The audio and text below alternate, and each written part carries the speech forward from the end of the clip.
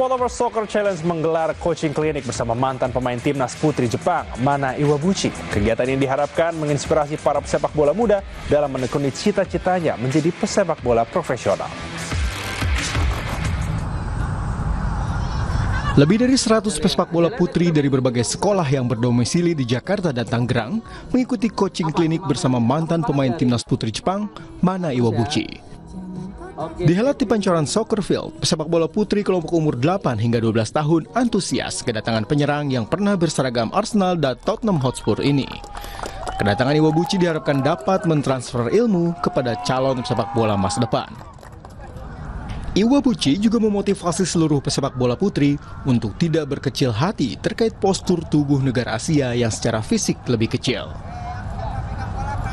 フィジカルの部分でヨーロッパだったりアメリカの人たちよりかは小柄なので、そういう意味でも本当にそのフィジカルじゃなくて技術の勝負っていう意味では、小さい時にどれだけその技術を養えるかっていうのは大事ですし、そのアジアとして成長していく上でその技術の部分を向上させるっていうのは必要になってくると思います。Senang banget bisa kedatangan dia, bisa main lebih baik lagi, lebih tenang lagi, dan bisa seperti dia.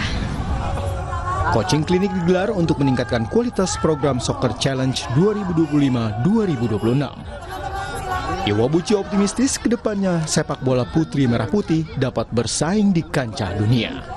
Rininta Niken, Bimo Wicaksono, Kompas TV, Jakarta. Informasi berikutnya, punya visi membawa akuatik menuju panggung dunia. Federasi Akuatik Indonesia gandeng sederet mantan atlet dalam kepengurusan periode 2025-2029. Pengurus Besar Akuatik Indonesia periode 2025-2029 resmi dilantik dan dikukuhkan Ketua Umum KONI Pusat Marciano Norman di Jakarta. Dalam periode ketiga sebagai Ketua Umum, Anindya Bakri ingin prestasi akuatik Indonesia lebih maju. Dengan visi membawa akuatik Indonesia menuju panggung dunia, sederet mantan atlet nasional digandeng untuk masuk dalam kepengurusan.